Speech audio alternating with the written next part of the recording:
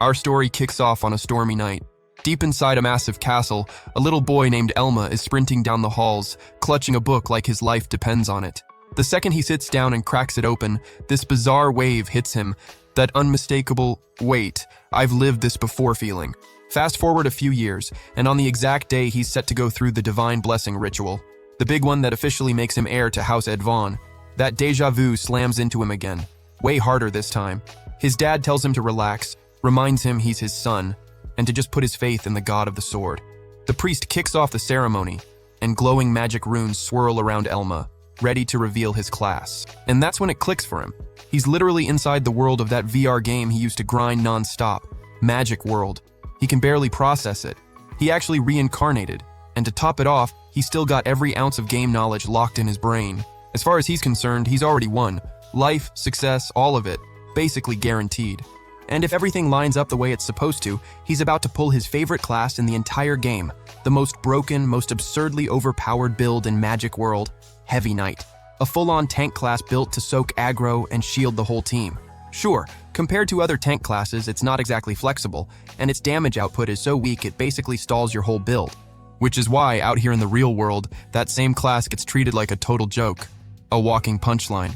Still, Elma couldn't be happier.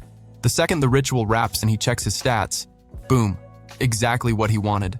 Pumped out of his mind, he shouts to his dad that he landed Heavy Knight. Except his dad's reaction is nothing like what he pictured. The man loses it, furious, screaming, and asking if his son didn't just say Swordmaster a second ago. That's the moment it hits Elma. He mixed up his memories from his past life with this one, and here, everything runs backwards. Simple, flashy, powerful classes get hyped to the moon, while technical, slow-burn classes like his get dragged and dismissed because they take forever to actually pay off. He tries to argue that all the old tier lists and breakdowns from before are outdated garbage, but nobody's trying to hear it. His dad scans Elma's stats, low across the board, zero real offensive power, and completely snaps, screaming that his son is nothing but a dead weight now. Elma tries to explain, insists the class comes stacked with insane HP and defense, but his dad doesn't even let him finish. Just decks him with a punch that sends him flying. Still fuming, his dad growls that it's a small mercy this went down in private, because if word of this got out, the Edvon name would be finished for good. That's when a stunning girl strolls in, instantly pulling every eye in the room toward her. In this calm, sweet voice, she asks if she can go through the ritual too. Elma recognizes her right away. It's Malice, also part of House Edvon, just from a lesser branch of the family. They used to be inseparable as kids, but once his status in the family shot up, the two basically stopped talking over the last 5 years. His dad gives her the green light, and Elma gets this sinking feeling in his gut right away. And of course, he's right.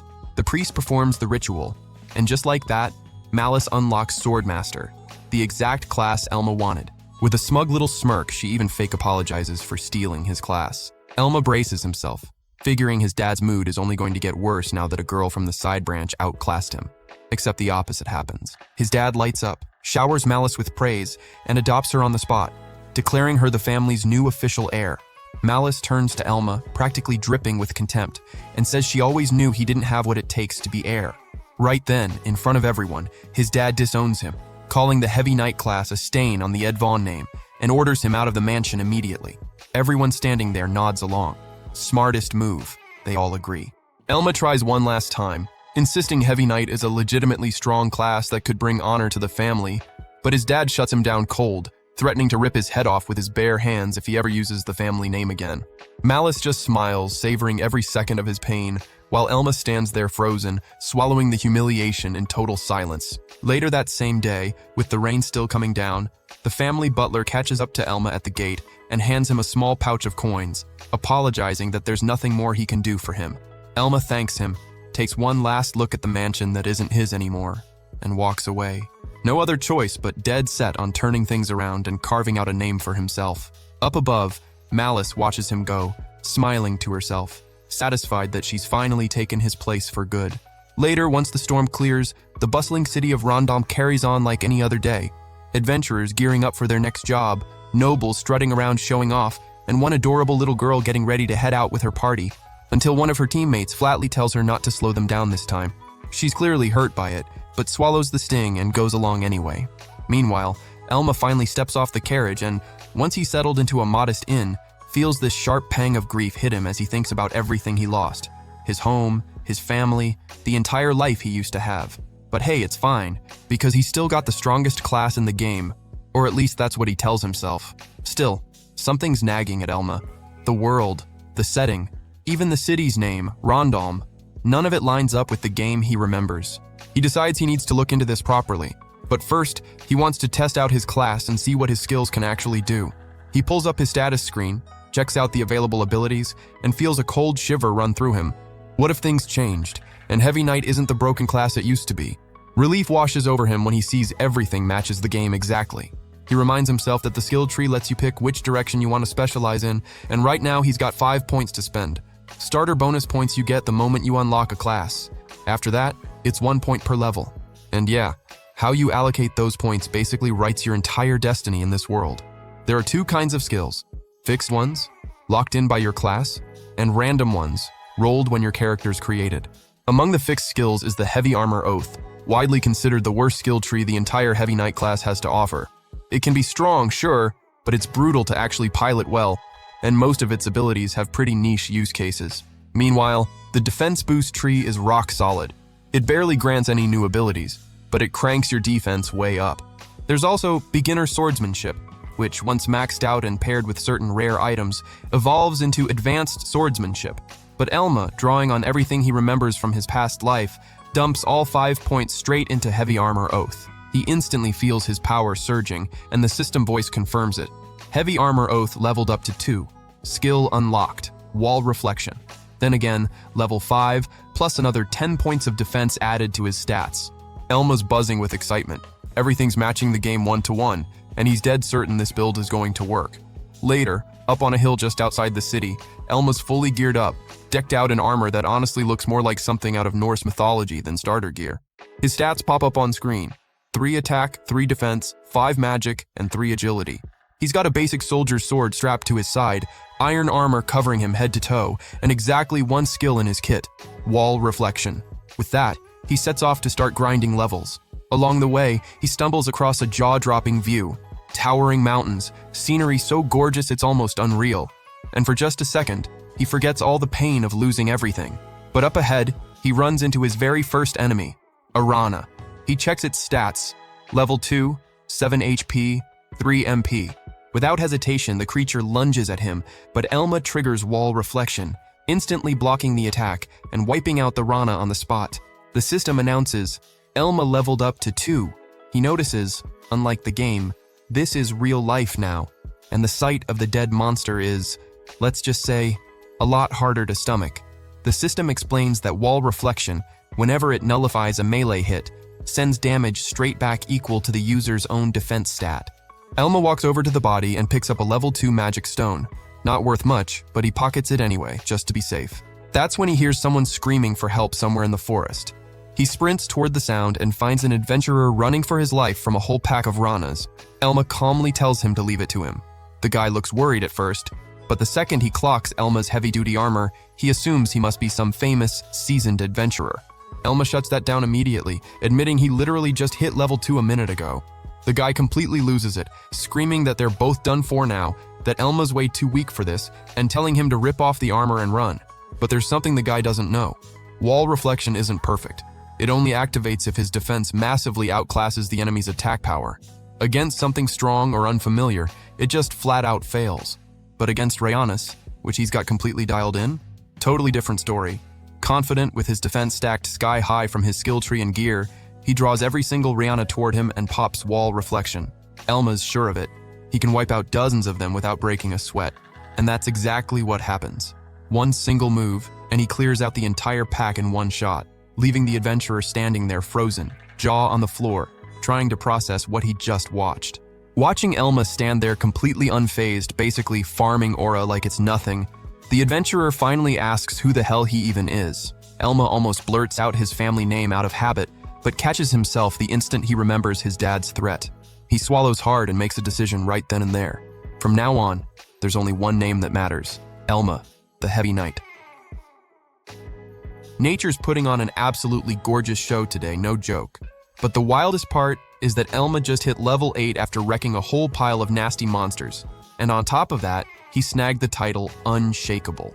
So then, the guy from earlier introduces himself to Elma as Eris, and dude starts running his mouth about all kinds of stuff. Elma, of course, straight up ghosts him, but that doesn't stop the guy either. Eris is super grateful for Elma's help, especially after totally underestimating him. And since he's feeling grateful, he wants to pay the gentleman back somehow. But Elma shuts that down immediately, says he doesn't need anything, he already leveled up and just wants the magic stones. So Eris invites Elma to team up once they get back to town, because he knows full well it's going to be rough for Elma to get into a party since his class is a tank and nobody respects that. That line drags Elma right back to that bitter memory of getting humiliated by his own dad. Back in the present, Eris says he thinks Elma's amazing and promises he's going to change everyone's opinion of him. But the gentleman flat out refuses. Eris, annoyed, tries to figure out why he's getting rejected and drops the truth bomb. Going solo, Elma's never going to actually grow. The gentleman gets up, magic stones already in hand, and just says he's sorry. Deep down, Elma knows Aris is right. The whole point of a tank class is to pull aggro and protect your teammates. But if he brings party members along, he'd have to split the EXP, and that would totally mess up his plans to level fast. There's also the titles, skills, and items he wants for himself. And honestly, he's not even sure anyone would trust his word anyway. Elma can't waste time. There's still a long road ahead to his final goal, and a ton left to do before he becomes that ridiculously strong heavy knight he dreams of being. He keeps walking through the forest, and Eris, that clingy nerd, keeps tagging right along, rambling on some more. That Elma's amazing, sure, but going it alone only gets you so far. And hunting frogs forever isn't exactly a dream plan. Suddenly, Elma senses something weird. The two of them spin around trying to figure out what it is, and the mood turns tense instantly. Neither of them knows what's out there, but the worry and dread start creeping in bit by bit. And then, the nasty thing finally shows up. A huge, freaky spider. Elma quickly checks the thing's stats. It's an Aryan type, and its level is double his. It's got poison that causes slow, plus the skill Flaming Claw. Wall reflection, by the way, is completely useless against higher level enemies. It only triggers if the incoming hit is double his defense. And to make things worse, one single hit from that Flaming Claw could kill Elma instantly.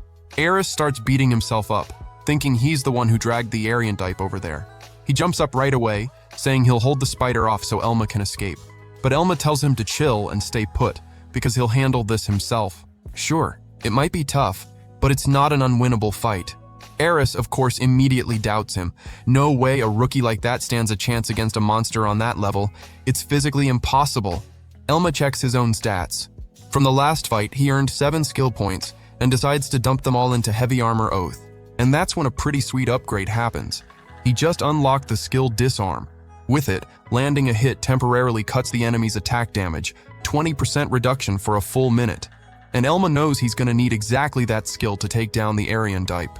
He points his sword right at the spider's face and challenges it. Risky, yeah, but the payoff makes it totally worth it. Nothing in the world gets Elma this hyped. The Aryan type moves fast and hits with insane strength. It charges straight at Elma, but he already knows its attack patterns and range, so landing a hit isn't going to be that simple for it. The spider starts charging up its poison power, shoots poison bolts straight at him, and Elma, knowing exactly what he's doing, lets himself get hit on purpose just to take the opening and land Disarm. The damage barely scratched the spider, but the debuff landed clean. The Aryan type then unleashes Flaming Claw.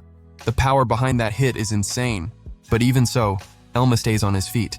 The poison bolt drained 7 MP from the spider, and the Flaming Claw drained 5 more. Things are starting to get rough for her. Elma lands Disarm again, second time, and that's already a 40% cut to her attack. And there's more.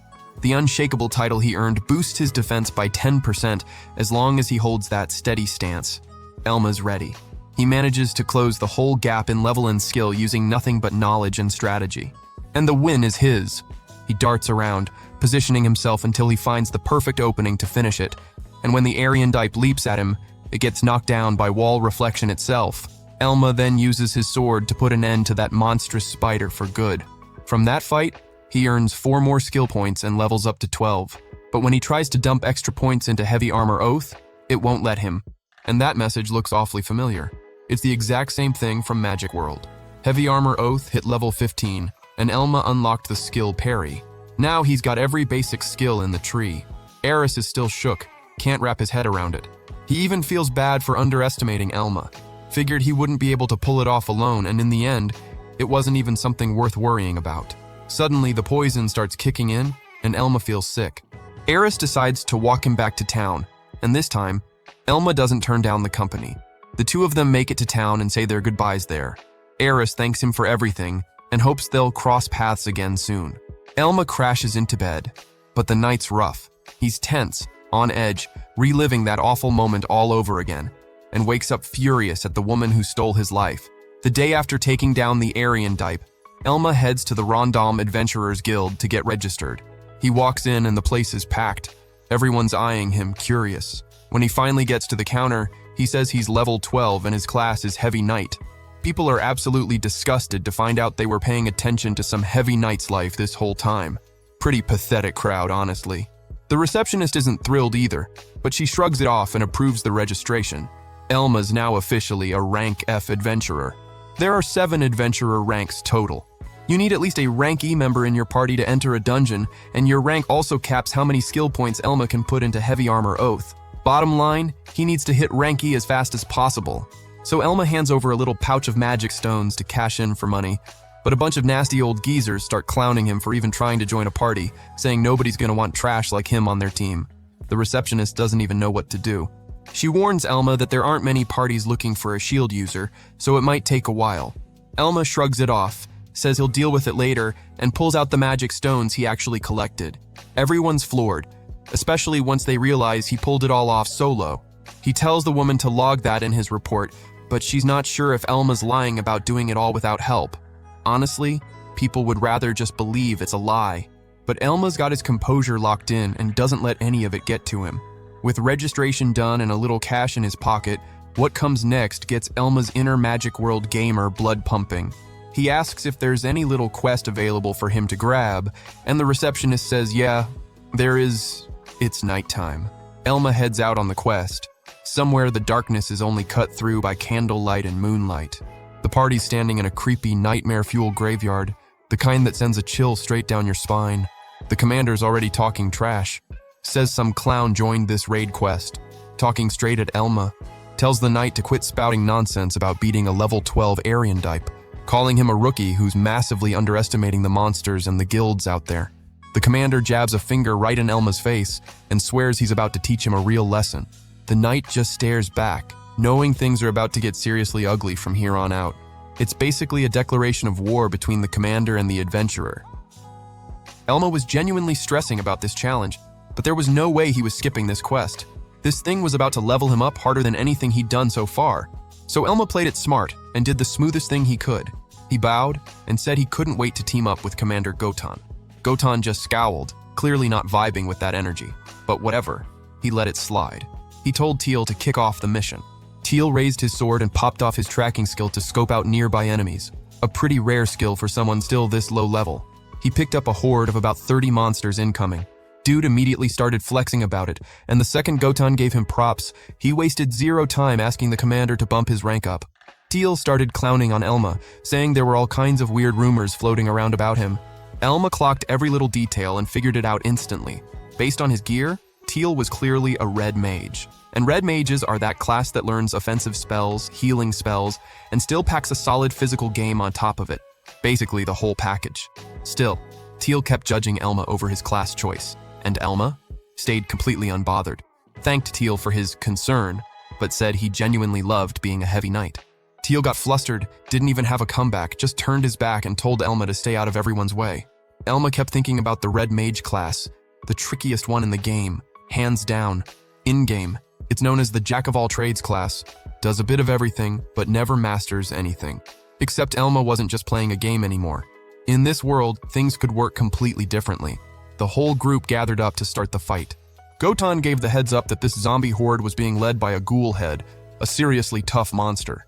And since he was a rank D adventurer, he'd handle the big guy solo. In fact, he made it crystal clear.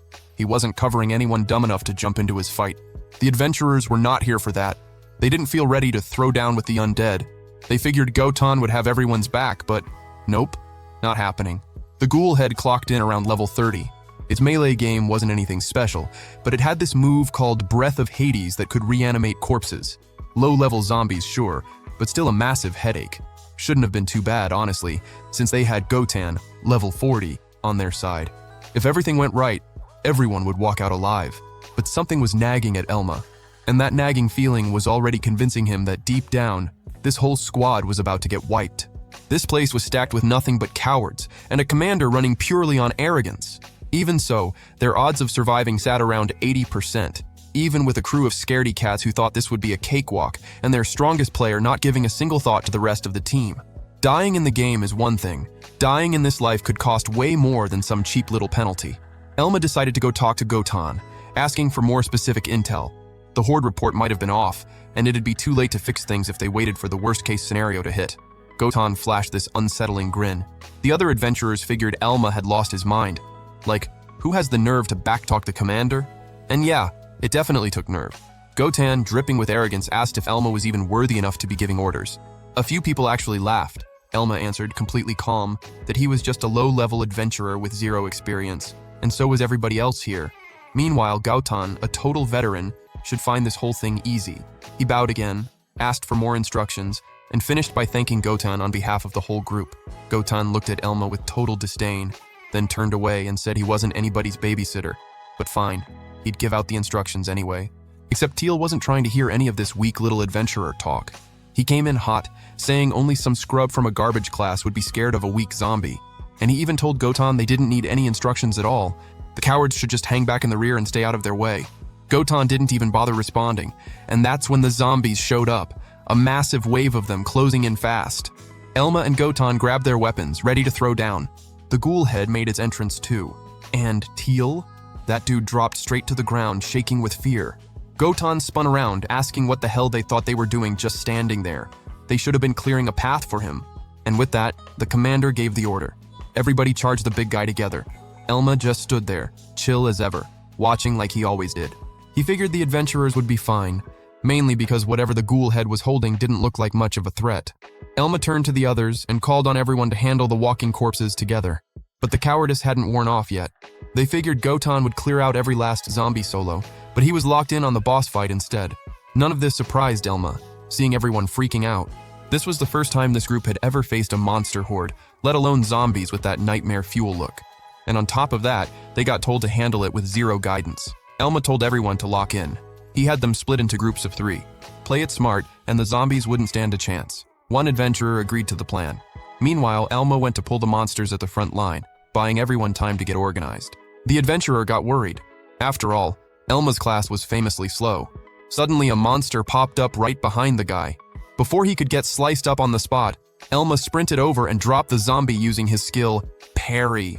That skill lets him create openings by deflecting enemy attacks with his sword or shield. 3 more zombies showed up. Elma used the same skill and wrecked all of them. Even more appeared. And that's when the knight pulled out his best move, wall reflection. The monsters dropped like flies. The adventurer's jaws hit the floor. They figured a knight's whole job was just tanking hits and pulling aggro. They seriously underestimated this guy. Elma said he'd keep helping out in the fight, and told the others to flag him if anything sketchy popped off. Zombie after zombie got smoked and sent flying, all thanks to this absolute unit of a knight.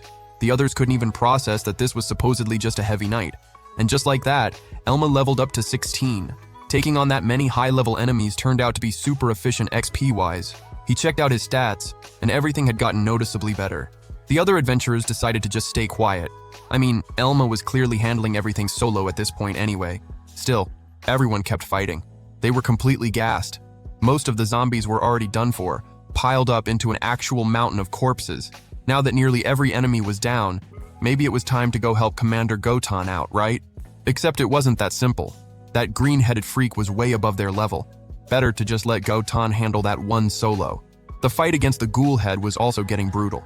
Gotan wasn't holding back at all, and the monster kept getting angrier with every hit it took. The commander stayed surrounded by zombies the whole time.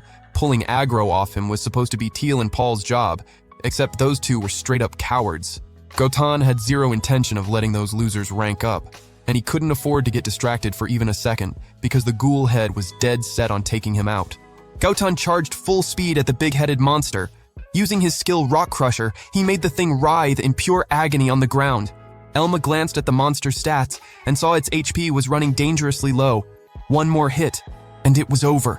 Except the zombies kept getting in Gotan's way, and Elma wouldn't let the other adventurers attack the corpses.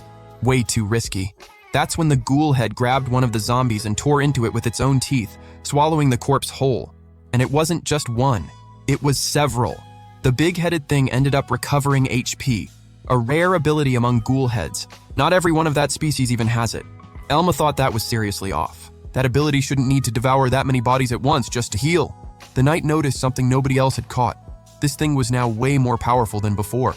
Gotan figured he only stood to gain from watching the corpses disappear, even with the big guy healed back up, so he charged in without a second thought. Elma tried to stop Gotan, but there was no way that guy was listening to anyone. And that's when an absurd, insanely powerful surge erupted from the monster. The ghoul head's shape started twisting, growing more and more monstrous by the second. The big-headed thing had evolved. The ghoul head was now the Mad Header, and it had hit level 40. Mad Head hit the same evolution tier as Gotan. Like, that was straight up insane. An existence tier evolution, the kind of ultra-rare thing that happens under conditions the game itself doesn't even bother explaining. It usually happens when monsters unlock some hidden ability and morph into a whole different species, basically a last-ditch move to claw their way out of a no-win situation. And all Elma could think in that moment was, man, they'd caught the worst luck imaginable. Mad Head wound up for the attack and Elma screamed at Gotan to get out of the way.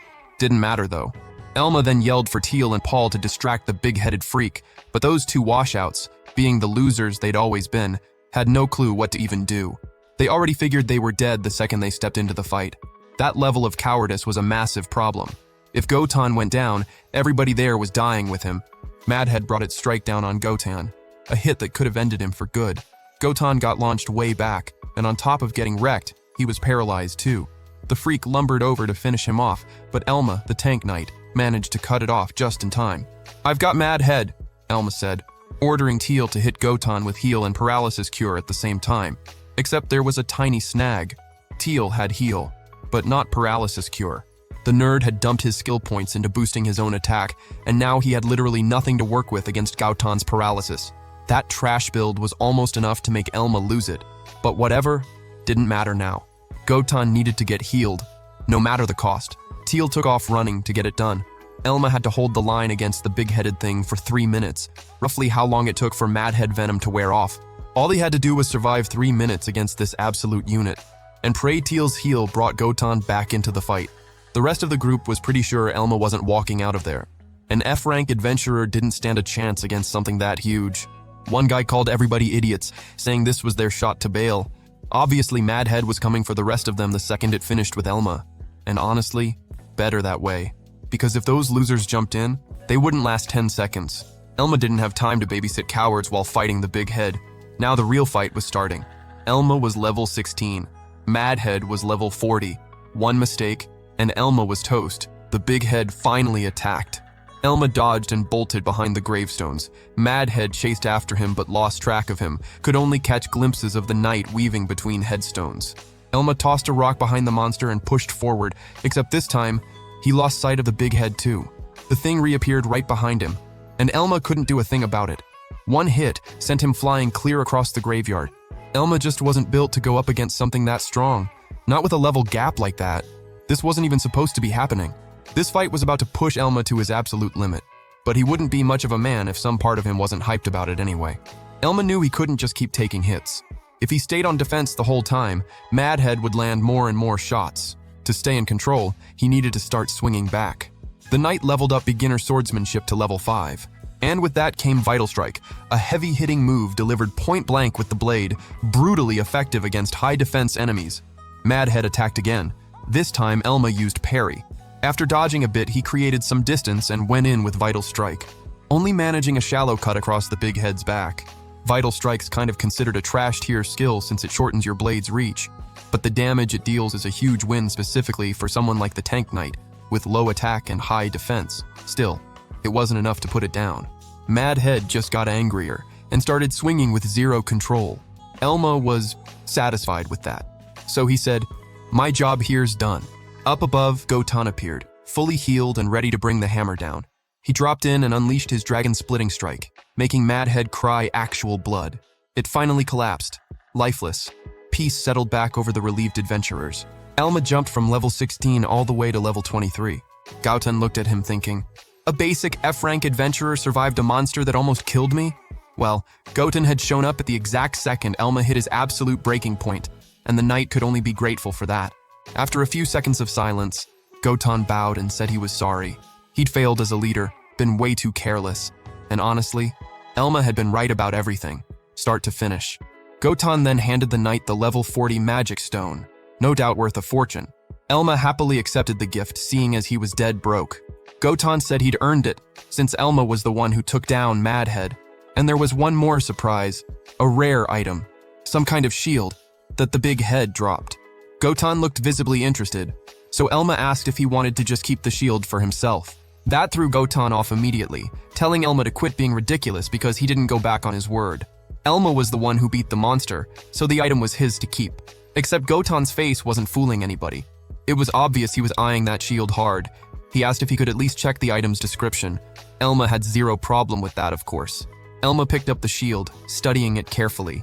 It was called the Demonic Fury Shield, gave a flat 25 defense boost, and was worth 3 million gold. The moment it blocked an attack, the wearer's next hit got a bonus 8 damage. Interesting. The wall reflect effect Elma already had only triggered when his armor got hit, but with these stats, he could straight up neutralize same level attacks using just this shield. Except selling something this valuable would draw way too much attention. Gaotan was clearly curious about it, not even bothering to hide that he wanted the shield anymore. About Elma's promotion, Gaotan told him not to sweat it. He'd let the guild know that if they didn't promote Elma, they'd lose him for good. Better to promote him now.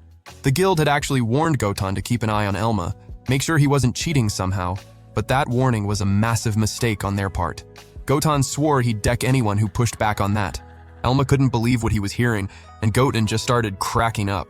Teal sidled up quietly. Even Gaotan looked a little uncomfortable. Teal asked if he could get his promotion approved too. His argument? That he was the one who healed Gaotan. Except Gaotan wasn't having any of that. Said Teal completely lost his nerve the second Madhead showed up, and there was no way he was approving a promotion for a coward. Teal felt completely humiliated, and slunk off looking like a kicked puppy. Sunlight broke over the graveyard. Morning had finally arrived. Back at the Adventurers Guild in town, everyone had their eyes locked on Gaotan and Elma. A whole crowd of nosy onlookers as usual. The receptionist handed over the raid rewards, 130,000 gold. For the 10 Spectre Magic Stones, 200,000 gold. And to the shock of every busybody in the room, there was still more. For Madhead's Magic Stone, 600,000 gold. Nobody could believe that total. Elma had actually out-earned Gaotan himself. It was a tough pill for that crowd to swallow, that a tank knight could pull off something like this. Even the receptionist turned to Gaotan and asked if those achievements were really Elma's. Others started throwing around that he was sus, since he'd brought back high-level magic stones, that a defensive class was useless, and a bunch of nonsense like that. Gaotan kept getting more and more heated with every comment, until he finally lost his patience completely and shut everybody up. You jerks are doubting Elma? So you're saying I'm an idiot for approving his promotion? Everyone went dead silent instantly, and Elma just smiled. The two of them left the guild together. Elma thanked Gaotan for everything. They said their goodbyes. And from that day on, Gaotan never let anyone talk trash about Elma behind his back again. The knight got promoted to rank E. Elma walked through the streets, thinking about what to do next. Now that he was rank E, he could finally dive into dungeons, grind for cash, and level up. Maybe it was time to hunt down an item that would set his whole path in stone. A skill book called Fang of Blazing Madness. Skill books are the items you need to unlock skill trees. They're rare, brutal to track down, but there was no harm in trying. Heavy Armor Oath and Fang of Blazing Madness. These two skill trees work together to complete the Tank Knight build. A fully realized Tank Knight stops being just a defense specialist and becomes a straight-up human weapon. Fang of Blazing Madness was essential to finishing that journey, and that's exactly what Elma was setting out to find now. Elma keeps walking through the streets, staring in every direction, totally floored. The city's a madhouse, a beautiful kind of chaos. The knight still got that skill book stuck in his head. Maybe, just maybe, he can actually track it down in this city. That would be huge. Lucky for him, he spots a hidden little shop tucked away in an alley and decides to duck inside. The place is packed with stuff for sale. Everything so neat, so cute. Elma walks up to the shopkeeper and asks for 3 healing potions. 72,000 gold. The disgust is written all over Elma's face when he hears the price. Way more expensive than in the game, but there's no getting around it. He's got to pay up. Since he's already there, he asks the girl where you'd even buy a skill book, since he hasn't been able to find one in any shop. Turns out knights get stuck in tutorial mode until they find that one book called Fang of the Blazing Madness. And that's exactly the one Elma's after. The clerk asks if this is his first year since getting his class because clearly, he has no idea how any of this works. Then she drops the bomb. Buying and selling those books is straight up illegal. Knights are only allowed to use whatever books they personally find out in the field. Anything else gets swept up by the Adventurers Guild and handed over to nobles in the church. Elma's floored. Skill books are ridiculously rare, and buying one is basically the best shot you've got at getting your hands on one. He already knew nobles had power, but this is next level. There's a real chance his own family owns all by itself every single book that place has ever collected. The girl studies Elma for a second and says, "Hey, fine." She'll let him in on a little secret she really shouldn't, as a freebie for the potions he just bought. She sketches out a map and sends the knight off to a very specific spot, a shop that deals in gear from the scavengers. And who are the scavengers? The ones who loot the bodies of dead adventurers. Elma asks if that stuff isn't supposed to go straight to the guild. The girl's answer is simple. There's an unspoken deal. The guild knows full well those black market shops exist, but chooses to look the other way. After all, some adventurers only survive by becoming scavengers. And even if everything went by the book, the loot would just end up in nobles' hands anyway, not with the families of the dead. Nobles buy skill books for pennies and just hoard them, never using a single one. They don't have the faintest clue what it's actually like to be an adventurer, and that eats at the girl, and not just her. Before Elma heads out, the clerk makes one request, not a word to the big shots about that shop. Elma walks off thinking he'd rather die than admit to anyone that he's a noble's kid. He keeps wandering the crowded streets until he finally finds the place the clerk pointed him to. He stares at the front of it for a second, and walks in. Inside, there's smoke everywhere. An absolute war crime against his lungs. Elma scans the room looking for the book, sees a huge pile of random junk scattered around, and honestly doubts a skill book could even be in here. But as he keeps sweeping the place with his eyes, he finally spots what he's looking for on a shelf, and there are 5 of them. Out of nowhere, an old woman comments that his armor looks pretty weak. She warns him that the Hall of Fallen Grimoires is no place for a rookie like him. Elma, determined, tells her he's got money and asks if he can take a look at the books. The old woman lets him. It's not like the books turn to dust just from being touched. Elma picks one up. Bow and Arrow for Beginners. The stats show a price of 2 million gold. Absolutely insane compared to the game. He can't even process it. In the game, market prices were set by trading between players themselves, and that price is probably just a reflection of how much nobles have been hoarding. The old woman confirms, 3 million gold for that one, and it only gets worse from there. She's taking a huge risk selling this stuff. The authorities look the other way, sure, but if Elma's superiors ever found out, she could literally lose her head. Elma winces in pure disgust, already dreading the price tags on the rarer books. There's no way he's got enough money for even one. Not even if he sold his own shield, which is worth 3 million gold. He runs his eyes over the rest. Bow and Arrow for Beginners, Magic Boost, Mystery Box, and Elemental Guard. All pretty rare, but none of them is the one he's after. Then he pulls the last book off the shelf and it's exactly the Fang of the Blazing Madness. Elma was born under a lucky star, seriously. He's thrilled with the discovery. The old woman is confused and asks what book has him grinning like that. Elma goes over to ask the price and there goes the happiness. The old woman charges 50 million gold for it. Elma's eyes go wide. He stares at the book and, half joking, half provoking, says he's impressed she's got the nerve to leave merchandise that expensive just sitting out with zero security. The old woman asks if he wants to find out the hard way just how strong she really is, because make no mistake, this lady is not weak. Elma pauses, thinks it over, and asks her to hold the book for him. He promises he'll come back with the 50 million. An awkward silence fills the shop, and the old woman blows smoke right in his face, asking what exactly she gets out of doing him that favor. But in the end, this old lady's got a soft spot for young guys like Elma. She agrees to hold the book, but she's tacking on another 5 million gold as a convenience fee. Now that's a power move. Now Elma has to go hustle up some cash. He sits down in a quiet corner to think about how to scrape together 55 million gold. That's 60 times what he made on that raid mission. High-level adventurers and the shops that deal with them have completely lost touch with reality when it comes to prices. Even though the Fang of the Blazing Madness is a rare skill tree, only heavy knights and suicide tank types would even want it. Obviously, a powerful skill book is going to cost a fortune. Elma even considers trying to get rich quick by farming rare drops in dungeons, but no dice. Heavy Knight isn't exactly an attack-focused build. He can grind down weak monsters using his shield's reflect, sure, but that would take forever. This is way too hard. Heavy knights don't really turn heads, except Elma's already picked up some attention from that raid mission. He'd have way more options if he teamed up with other adventurers. The thought of having a party reminds Elma of the guy he met in the forest and tried to protect, the adventurers from the raid mission, and Gotan, who stood up for him against all the gossip. Forming a party? That's a great idea. Suddenly, some guy shows up talking about the mission the group just finished. The monster dropped a blood-soaked sword, worth 2 million gold. He's already hyped about all the fun they're about to have with that cash. A Pierrot girl named Luche starts bouncing with excitement, saying they only pulled it off thanks to her skills. Except the other two completely leave her hanging. Elma watches from a distance as this group, a swordsman, a thief, and a Pierrot, sorts itself out.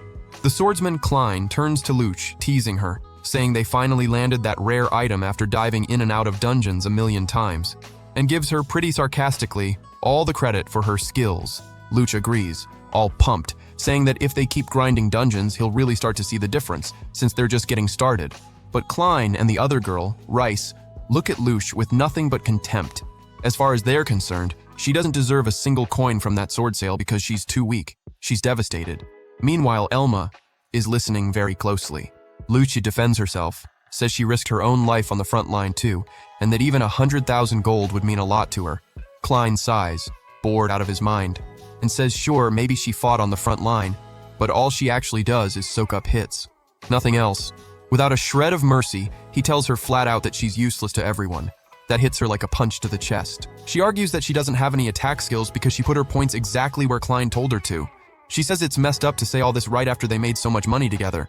Klein steps closer, staring her dead in the eyes, asking if she's really calling him the bad guy here. Is she seriously getting this whole thing backwards? He says splitting money with someone useless is a real problem, and then piles on even more. Elma compares the scene to the game, where fights like this between players were nothing new. Klein pulls the 100,000 gold coins out of his pocket and tosses them on the ground for Luche to scoop up, telling her to grab it and get lost. The group doesn't need a weak girl with no decent attack skills. He asks Rice if she agrees, and she does, without even looking away from the sword. Luche panics, begging both of them for forgiveness. She says she doesn't even want the money from the sword. She just wants to stay in the group. But Klein shuts that down. There's no way they're keeping her around. He and Rice say their goodbyes, wishing her luck finding a new group, since nobody's going to want a failure who can't even level up because of a bad build. Elma concludes, pretty fed up, that the skill point system is straight up cruel. To get XP, you have to beat monsters at your level or higher. But if you mess up your build and end up struggling against certain enemies, leveling up turns into an absolute nightmare. He thinks about what Luche might have invested in. Since she's a Pierrot, she probably went support tree. And putting that together with everything he just overheard, the pieces start clicking into place in his head. Elma lands on a bombshell conclusion. Luche might have an insanely rare skill tree. And if that's true, he can't believe anyone would have the nerve to toss aside someone with that level of talent. Before he can even get a word out, Luche takes off running toward her old group, begging for forgiveness, pleading to come back. Elma can't just let her walk away like that. He chases after her and grabs her arm hard, and the poor girl lets out the loudest scream from the shock of it. Even the other two glance back, curious. Desperate, Elma asks if Luche would want to form a party with him. That catches absolutely everyone off guard. Elma, completely desperate, begs to team up with her, swearing she won't regret it. He even offers an 80-20 split. Luche shoots back instantly. There's no way she could survive on just 20% of the earnings. But Elma, even more frantic, corrects himself, 80% for her, 20 for him. Luche, taking a breath, asks him to calm down, and wonders if, before anything else, he could please let go of her hand. The redhead thinks this whole thing is bizarre and snaps, annoyed, demanding to know who the hell this Elma guy even is. Elma explains he saw the party kicking Luche out and decided to invite her to team up instead. Pepperhead starts talking trash right away, saying the girl is completely useless in combat and can barely level up. Elma makes it crystal clear, none of that's a problem for him. That ticks the redhead off even more, and he keeps pushing. Keeping this failure around would have just spared his party a guilty conscience. He even graciously allows Elma to take Luche off his hands, except Elma cuts him off immediately. He's not asking anyone's permission. Furious, the redhead points his sword at Elma and demands to know his level and class. Without hesitation, Elma answers. Solo Heavy Knight, level 23, rank E adventurer. The redhead fires back that someone at his level should know exactly how useless this girl is. Poor Luch, who's just been standing there quietly this whole time, tries to warn him that she's only level 13 and maybe it's not such a great idea to recruit her. Elma repeats without missing a beat. Not a problem at all. That sends the redhead over the edge and catches the attention of the busty blonde standing next to him.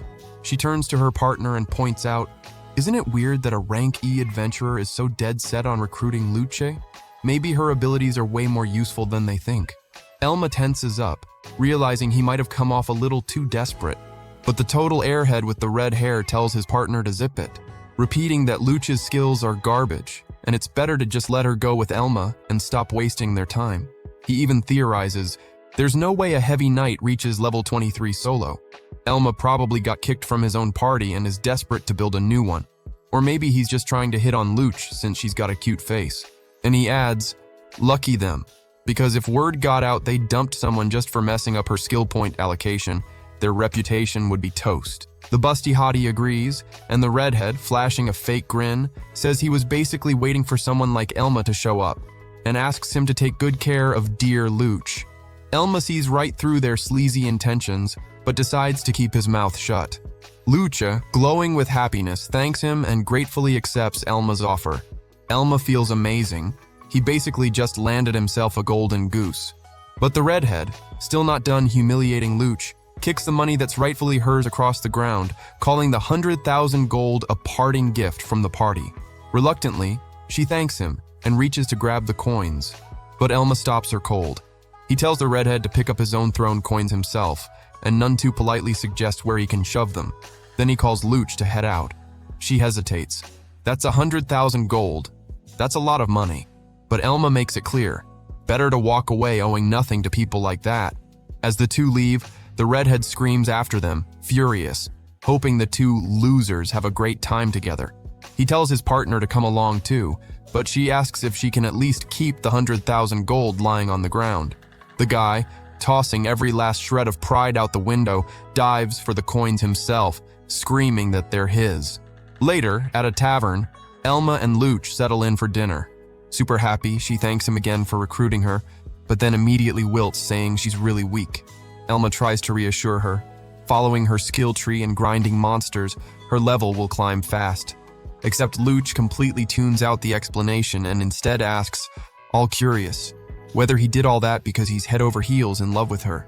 Elma can't believe what he's hearing while she keeps going, dreamily.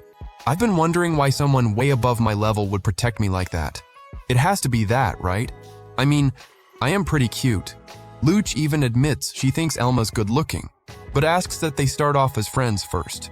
Elma just face plants onto the table at how ridiculous that is. Yanking her out of her fantasy world once and for all, he asks, does she happen to have the extreme luck skill tree? The question shatters Luch's little daydream instantly, and she finally gets it. Elma isn't even a little bit into her. He's just after her stats. Later, walking through the forest, Elma recalls how the game Magic World actually works. Dungeons are the nightmares of the sleeping creator god, Alxiros. This god created countless other gods and worlds out of nothing over an eternity until he lost his mind and got sealed away by the very gods he made. Except Alxiros' nightmares started leaking into reality, tearing open portals in the real world that spawn monsters and freak demons. And those portals are exactly what people call dungeons, or dream holes. The two find the portal to the dungeon, known as the Angel's Playpen, recommended level 50. Luch hesitates since she's still only level 13, and asks if Elma's really sure he wants her tagging along, pulling up her status window to show him. He gets a little awkward, telling her it's not great to just flash that at random people. But Luch insists it's fine. She'd honestly rather he ditch her now than build up hope only to get let down later. She admits, embarrassed, that she can barely use the one attack skill she has, Dice Thrust, since it only works if she rolls a 6, and she always whiffs it. She says she screwed up, dumping every point into extreme luck, but Elma assures her it's all good, and with the most serious face he can muster says, Luce, I need you. Once again, the poor girl misreads everything completely, still hoping Elma's confessing his feelings. She asks him to be more direct, saying it's not fair to leave her hanging like that. So Elma yells, "Together they're gonna rack up 30 million gold easy and get her to level 30. Luch yells right back, trying to figure out how the heck they're supposed to pull that off. And without another word, the two head into the dungeon. Inside, even though they're way below the recommended level, Elma instantly recognizes the monsters, since he sank a ton of hours into Magic World before. As they push forward, he plans to level up on the higher floors without taking any big risks. He tells Luce he'll pull the enemy's attention while she finishes them off with the Iron Piercer, the knife he bought for her. Totally fired up, Luch swears she can't chicken out now, not after Elma went and bought her that special knife. She raises the blade, one that cost a jaw-dropping 550,000 gold, but which cuts the target's defense by 15% before damage is calculated, making it brutal against tanky enemies. All pumped up, she spins the knife in the air, vowing to wreck anything that comes at her. Elma, realizing this girl's a total lunatic, just says he's glad to see her so fired up. Luce promises to do everything she can to protect him and pay back the favor of the knife. Right then, the first enemy shows up, a patchwork bear, level 20. Elma warns that the thing hits for 22 damage, but assures her that even if she gets tagged, she'll survive, just not a crit. To dodge that, the two need to knock the bear off balance the moment it starts its attack. Luch turns to him, curious. How in the world does he know so much stuff? And, excited, asks if he's got a thing for patchwork bears. Elma ignores the questions and tells her to flank the bear, hitting its blind spots while he holds its attention. He uses Shadow Step, a skill that stops the target from fleeing, and warns her to watch out for the creature's claws and teeth. Except Luch doesn't see any claws or teeth at all, until the thing reveals its true demonic form and lunges straight at Elma. He lands a flawless counter and slams the monster to the ground, telling Luch to finish it off. But getting a closer look at the bear, she hesitates. It's, not as cute up close. Still, she lands the finishing blow, and immediately panics when she sees the monster drop to nothing, terrified she's about to get kicked out again. She starts crying, but Elma tries to calm her down. All they really need right now is the EXP. Take down enough of them, and something's bound to drop eventually. Over time, the two mow down bear after bear, and Luce gets super hyped when she finally scores 2 drops, 2 teddy bear shields, worth 200,000 gold on the market. Delighted, she asks if Elma's planning to use them. He answers, a little distracted, maybe, but inside he thinks the whole thing is really weird. Items like that don't usually drop back to back like this. Then he remembers, Luch's special skill, Cat's Paw, boosts luck by 500%. And if her base luck stat was already high to begin with, then none of this is actually impossible. Elma wonders why the redhead and his partner never noticed how much Luce was boosting the party's drop rate. But he quickly figures it out. They're just a couple of clueless newbies who don't know squat about monsters in this mystery-filled world, and probably just got used to those crazy high drop rates from the start, assuming it was normal. Bursting with excitement, Luch asks if she was helpful, and Elma answers, genuinely and warmly, "Luch, you were super helpful. Thank you so much for joining me."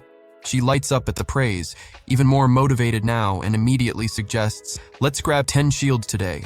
But Elma shuts that down. She's leveled up plenty for today, and the real work is just getting started. Checking his own status, he notices he's already hit level 20, and with a spark in his eyes, he announces the duo's new target, hunting down the Golden Rana. Later, right as Elma runs into a bunch of Ranas, these little frogs are like the most beloved weak enemies in the entire Magic world. There are a bunch of different Rana varieties, and right now, Elma and Luce are on the hunt for the legendary Golden Rana. Elma decided to grind in that dungeon. Golden frogs are absurdly rare to find, sure, but they drop something ridiculously valuable when they go down. Elma walks alongside Luce, explaining that Golden Ranas have really low attack and magic stats, even though they're high level. And nobody needs to stress about their offensive skills because honestly, they don't really have any. Bottom line, they're super weak in a fight, but they hand out crazy valuable loot. Plus a ton of EXP. In Magic World, players say the most fun part of the whole game is literally farming golden frogs. Golden Ranas show up pretty often in the mid-tier floors of the Angel's Playbox. Elma knows exactly where every monster in there tends to spawn. Luce had already heard about Golden Ranas, so she stopped in front of Elma to share what she knew. They say if you manage to bag just one, you're set for years. But they're insanely hard to even get close to because their speed is off the charts. And their defense is so ridiculous that when you hit one, it's basically like flicking it with your finger.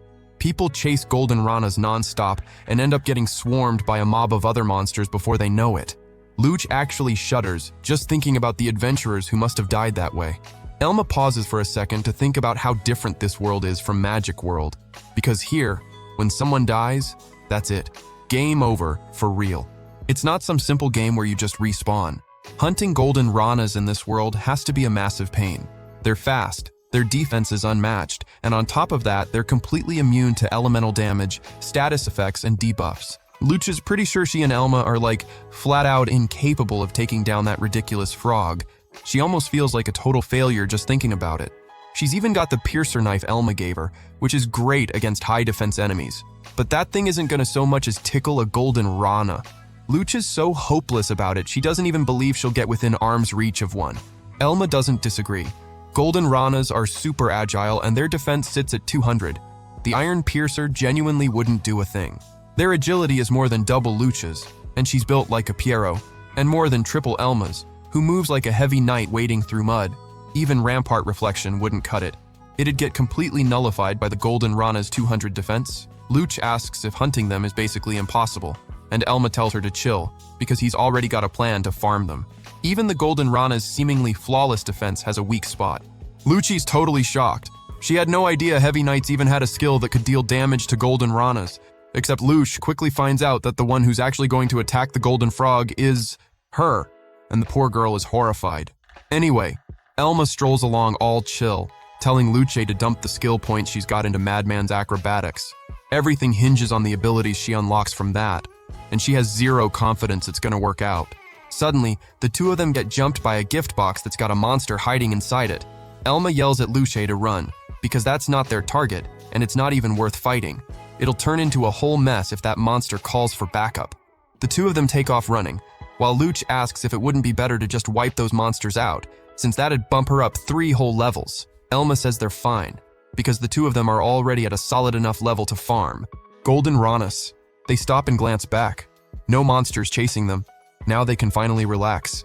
Elma explains that golden ranas are pretty rare, so if they search all day, they might find maybe 2.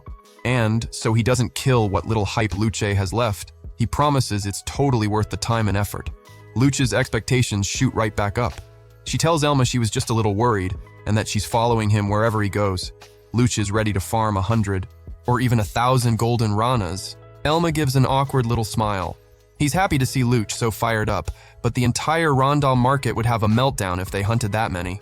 Suddenly, Luch's jaw drops. Right behind Elma, a golden rana appears. She blurts out that the frog they've been searching for finally showed up, and the two of them just stand there, stunned. They found one way sooner than they expected. Luch starts spiraling into panic, with zero clue what to do.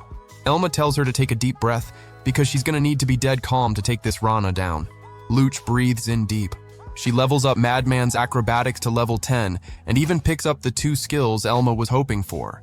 Now they can actually run the plan. Elma's going to wait for the golden rana that Luch is about to lure his way, and he's already braced and ready, but Luch is still panicking, trying to talk herself down. Elma gets a little worried watching her like that, so he tells her it's totally fine if she messes up. Even if that happens, everything's still gonna be okay. Luce takes one more deep breath, settles down, and suddenly feels way more confident. And she charges in full force. Golden ranas bolt the second an adventurer gets within about 4 meters, and the walls of that corridor happen to sit exactly 4 meters apart, which means it's basically impossible to get past one without it noticing, unless you're not on the ground. Luce closes the gap using acrobatic step. She vaults right over the frog and lands square in front of her target. The golden frog is caught off guard and still tries to bolt through a gap, but Luce is ready for it. She pops her Doppelfusion skill, and suddenly there are 3 more Luces. There's no way the golden rana can get past those illusions, given how narrow the corridor is. It doesn't even bother trying. That's the first crack in their defense. Ranas can't see through illusions. They just can't be blinded or actually made to hallucinate. The golden rana spins around and bolts straight toward Elma. And here's the second crack. Shadow Stomp actually works on them. Elma slams his sword into the ground, not even sure this strategy's gonna pan out. Ranas are 3 times faster than he is, and his shadow's only about 1.5 feet long. But Elma's not about to bail on his own plan. He pulls out a magic stone he bought along with the piercer knife. It's meant for healing, but it's not very effective, so almost nobody bothers with it. Elma chucks the stone forward, because it also doubles as a kind of flashbang. And the instant the Rana's shadow stretches out, Elma unleashes Shadow Stomp and pins it down. Luch and Elma actually manage to trap the golden Rana. It's basically cornered now with nowhere left to run, and the poor little thing is still totally freaking out, trying everything to escape. Luch asks Elma how exactly he's planning to finish it off. Elma explains they need to land critical hits to actually do damage to the frog. Crits deal 1.5 times normal damage and ignore 50% of the enemy's defense. Luch says he's got all the time in the world to land crits on the golden frog and that she's rooting hard for the heavy knight. Elma shoots that down immediately. His crits don't hit anywhere near hard enough. He looks at Luch and repeats that he's counting on her. Landing crits take skill and luck, and besides, Elma can't even move right now. Luch starts shaking with nerves again, without a shred of confidence. Elma tells her she's got something that can make this whole thing possible. The dice thrust skill. Right then, Luce flashes back to everything Klein said about her skills. It still stings, honestly. It's genuinely rough for her to think about. Dice thrust rolls a 6-sided die and grants a different special effect depending on the number. Luce pauses for a second to think it through and realizes this could actually work. She just needs to roll a 6 to guarantee a critical hit. Rolling a 6 multiplies her attack by 1.3, basically almost double the normal damage. On top of that, if she stacks the crit's 50% penetration with the piercer knife's own penetration, that comes out to 65% penetration and 6 hits at nearly double attack power. Elma reassures Luce that there's no such thing as an inferior class or skill, and that she can't let anyone plant that kind of garbage in her head. That jerk Klein, that stuck-up nerd, never once knew how to see Luce's worth. He's the real loser for not getting it. Elma repeats, looking her dead in the eyes, "I need you." Luce's confidence comes roaring back. She swears she won't let Elma down, and bolts straight for the target. She activates Dice Thrust, leaps at the Rana with her knife, and, to her absolute joy, lands on a 6. Luce unloads a massive hit on the little frog. The two of them actually pull it off. Luch hits level 27, and Elma reaches level 30. They both turn their attention to the golden Rana to see if it dropped anything, and something starts to materialize. A sword. A gorgeous, ornate blade with an extra 12 attack points and a price tag of 17 million gold. Along with it, a block of golden Rana gold at the highest possible purity. Luch and Elma are absolutely floored. Luch is still staring at that precious item, totally convinced it's worth a cool 1,700,000 in gold. That's when Elma corrects her. Nope, try 17 million. Luch flat out doesn't buy it at first. But the second she checks it out with her own eyes and realizes it's no joke, she just drops to the floor, completely blown away. Poor thing had left her old party, a bunch of losers if we're being honest, over some dumb fight, all to split a measly 2 million gold. And now she just landed a 17 million gold item and hit the freaking jackpot. Elma and Luce just sit there for a good while until she snaps out of it. But even then, Luce still can't wrap her head around what they just pulled off. Luce starts spiraling and says walking around with that sword is basically painting a target on their backs. So she begs Elma to run away with her and go live some quiet, low-key life somewhere off the map. Elma just watches her, chill as ever, then finally stands up. Nope, they really can't just sit still. He tells her they're going after one more golden Reina before sundown. 3 hours later, Luch is trying to land a crit on the second golden Reina they track down. Except the dice roll totally botches it, 4 times in a row. On the 5th try, though, Luch is fully convinced she's about to end that golden Reina for good with one clean crit. And that's exactly what happens. They score another 17 million gold sword. Elma's thrilled, but Luch just drops to her knees. The knight tries to talk her down, telling her to treat every failure as a stepping stone to good luck. Luch isn't even stressing about that. She's too busy doing the math in full nerd mode, running the numbers on the 34 million gold they racked up in a single day. It's just too much for her to process, like, seriously too much. And she can't take it. She faints again. After a bit, the two of them get moving again once Lucha wakes back up. Except she's still totally zoned out, lost in gold-induced daydreams. Elma says they landed those fancy blades thanks to Luch. Now they just need to spend the cash wisely to level up the party. Luch pulls up her stats, asking where she should be dumping her skill points. Elma immediately warns her, "You can't just flash that stuff around in front of anybody." But hey, he'll let it slide this once. Luce says she owes Elma big for helping her level up. but then immediately follows it up by saying she won't hold a grudge, even though he's been treating her like a total doormat. He has no idea how to even respond to that. Setting that whole thing aside, Lucha starts picking up on a weird sound. From somewhere close by comes crying. A baby's crying. Elma gets seriously on edge hearing that. He knows exactly where that sound is coming from. A wanderer. The wanderer is the big boss, the Lord of Dreams, basically the heart of the dungeon itself. Normally it doesn't leave the depths, but every once in a while it decides to roam the surrounding area. Luce's freaking out too. The recommended level for going toe-to-toe with a wanderer is 50. Elma says it's fine, they just need to watch their step and they can dodge it no problem. Best move is to put distance between them and the voice and head straight for the exit. The wanderer won't chase them outside. What a relief that it's that simple. The plan now is to head back to the city, cash in everything they scored in there, and officially wrap up this run. Except there's a catch. 2 people show up, banged up badly, screaming for help. According to them, some monster way stronger than anything around just came out of nowhere. Elma can't just leave them like that. This isn't a joke.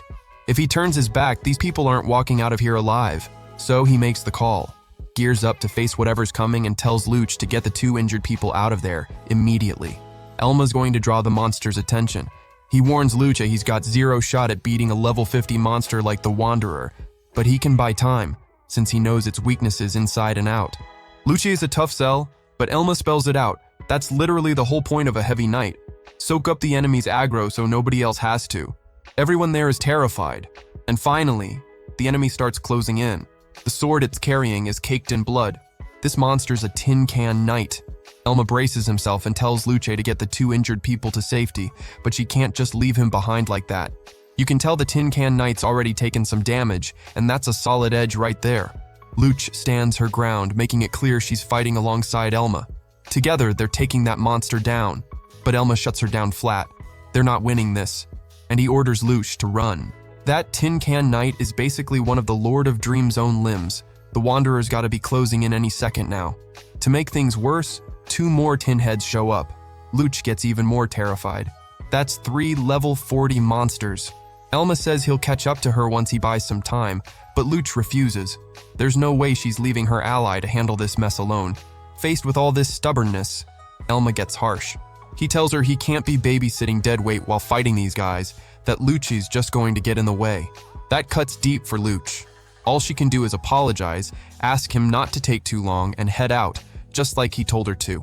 Elma knows full well that fighting side by side with Luce, they might have actually had a shot at taking down all 3, but there's still the Lord of Dreams to deal with after that. He told her he was going to draw the monsters off and then bail, except that was a flat-out lie. A heavy knight has 0 speed to speak of. Sure, Elma might be able to slip away from the Tin Can Knights without much trouble, but outrunning a Lord of Dreams with magic attacks? Not a chance. The only option left is to face them head-on. The Lord of Dreams shows up. The Embryo. Elma's taking it down right here, whatever it costs him. The Embryo's stats are low for a level 50 monster, but its flesh's insane defense makes it basically impossible to land any real damage. What Elma actually needs to hit to finish off the Embryo is its huge eye, the only part that can even take damage. But that means ranged attacks are a must. Well, with a weak point like that, even a low-level solo adventurer could take this thing down. Elma pumps himself up and tells the Embryo to bring it on, because he's facing it head-on, no running. The first tin can monster charges in, and Elma uses his shield to flip the attack right back, sending the enemy flying. Elma handles the tin can monsters without breaking a sweat. Total pushovers next to a heavy knight. On top of that, the Embryo can't pull out any of its heavier magic attacks like Tempest or Sylph's Cut, because it'd end up hitting its own tin can knights in the process. For now, the Lord of Dreams isn't Elma's biggest worry. He takes down the first tin can monster with Wall Reflect, except then the Embryo casts Repair to patch its ally back up. These guys are just going to keep coming back, unless Elma finishes off the Embryo itself for good. And since it had to expose its eye to cast that spell, Elma seizes the opening and hurls a stone that splits into a spray of earth needles, chipping 10 HP off the Embryo. Now Elma just has to be careful not to slip up and eat a one-hit kill. Out of nowhere, the Tin Can Knights surround Elma. There's not much he can do, because these things are learning the Heavy Knight's moves and starting to dodge them. Things just keep getting worse for Elma. But he saw this coming. Just 3 more stones and the Embryo goes down. The problem is, it regenerates way too fast. If Elma drags this out too long, it could be game over for him. Then, completely out of nowhere, the embryo starts winding up to cast Sylph's Cut. It shouldn't even be able to pull that off from that position. Elma has no way to dodge. All he can do is take that absurdly powerful attack head on. But unfortunately, a heavy knight just can't block this one. Elma starts blacking out as the tin can knights close in. His heart's pounding, his legs go weak, and the status effect locks in. Stunned. It's a dead-end situation. The tin can knight's about to end Elma's life with its own sword. In that moment, he deeply regrets not telling Luce to stay. She'd been ready to fight right there next to him. The tin can knight strikes, but to everyone's shock, Elma suddenly vanishes. It was Luce who saved him. She heard Elma's call and showed up at the exact right moment to snatch him from the jaws of death. Elma couldn't believe what was happening. Luce had actually come back to save him. She was using her doppel illusion to distract the tin knights while she snuck up close enough to talk to him. He started off asking what the heck she was doing there, but he shut up real quick the second he noticed Luce was crying. She was worried sick about him. Elma had promised he'd hightail it right behind her, but they'd both gotten hurt. And since he never showed up, Luce left the rest of the group somewhere safe and sprinted back just to check on him. Now she wanted to know why he'd lied to her and kept fighting solo like some kind of stubborn idiot. Elma turned away and said, flat out, that yeah, he was being stubborn. He told Luce to get out of there like right now. But she shot back to her feet and snapped, fine, she'd be stubborn too, and she wasn't going anywhere. Besides, it was Elma who'd stood up for her against Klein's garbage behavior. He was the one who'd said in front of everybody that he needed Luce, and then went and risked his own life to save her. Luce wouldn't be able to call herself a real adventurer if she was willing to cut and run, leaving Elma behind. That's when the Tin Knights made their move. Elma wasn't feeling great about their odds. His one attack that actually worked wasn't going to cut it a second time. And to make things worse, neither of them had anything that could hit from range. Luce let out a shout and asked if that was really a good enough reason to give up. Elma had believed in her even when she called herself useless. Now it was his turn. Luce needed him to trust her just one more time. Elma got up and asked for her help. And once again, he said it straight. I need you. Now they were both locked in, confident, ready to take down that hideous embryo. Elma charged the tin soldiers, using his shield to throw their own attack right back at them. And right after that, Luce leaped in with everything she had and dropped one of the enemies on the spot. She was riding high on her own skill, feeling like a legit warrior for once. Problem was, the embryo kept respawning the tin soldiers every time one went down, and it'd keep happening forever if they kept fighting like that. Beating the Tin Knights wasn't going to get them anywhere. The only way out was to hit the embryo itself. Elma had a plan. He needed Luce to land a dice strike on the embryo. She'd only get one shot, miss it, and it was game over. They'd have to bet everything on Luce's luck, a 1 in 6 shot. The embryo's flesh basically worked like 88 points of armor while its eye was shut, and dice strike crits had already punched through the Golden Rana before, even with her 200 defense. Luce could deal massive damage on pure brute force alone. She asked how she was even supposed to reach it, since the embryo was way up high. That's when it hit her. Madman's parkour, the move she'd used to run circles around the Golden Rana, scaling walls and ceiling and everything. Except Elma wasn't sold on the idea. It had turned Luce into a sitting duck for the Sylph Court. Elma and Luce would push through the Tin Knights, and if it worked, he'd use a shield bash to launch Luce straight up into the air. But it was a massive gamble. If they blew it, there was a real chance neither of them was walking out of there. Luce got scared just thinking about it, especially knowing everything hinged on rolling a 6 on the dice strike. Still, if that was their only shot, they had to take it. Luce promised Elma she'd land that 6. He put all his trust in her and bet everything on her luck. Elma charged forward and hit one of the Tin Knights. In that same instant, Luce jumped in front of him, and using the shield, Elma launched her straight up, right toward the embryo. So far, so good. Now all that was left was to pray to the goddess of luck. Luce's luck had already whiffed 7 times in a row on dice strike against the second Golden Rana. This was the only shot left. Luce readied herself to unleash the biggest attack of her life with dice strike. The die spun, and to everyone's horror, landed on 4.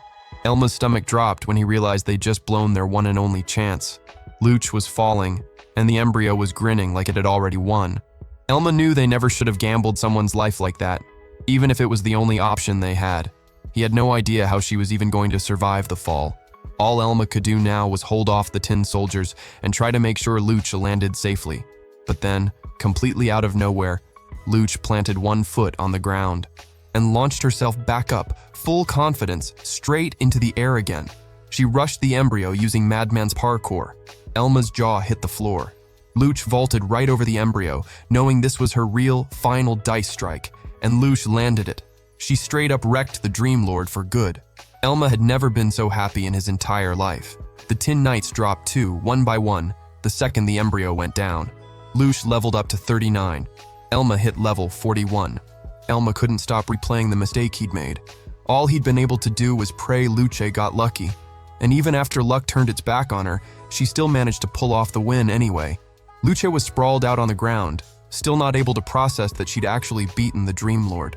Elma handed her hat back, crouched down next to her, and told her he would have died if it weren't for her. He meant it, from the bottom of his heart. Lucha was dying of embarrassment. She started rambling, all awkward, about how running this dungeon had given her a serious confidence boost. People always trashed her class as useless, total loser material. But hey, thanks to it, the two of them had scored a ton of loot. Elma cut her off. That wasn't what he meant. He was thanking her for just being there. And that's when Lucha turned bright red. Elma laughed and said Klein had seriously screwed up. But deep down, he had to admit, he'd been guilty of the same thing. Judging people by their class and level, calling people nerds, calling them losers. Deep down, he wasn't all that different from Klein, or from Klein's dad. Elma kept thinking about how Lucha had come back and risked her own life to save him, right when he was being stubborn in the absolute worst way possible. And on top of that, her quick thinking had saved them both at the scariest moment of the whole fight. Lucha was loyal to a fault, and grateful to a fault. The type who always pushed past her own limits, no matter what. Elma didn't know where he'd ever find someone he could trust more than her.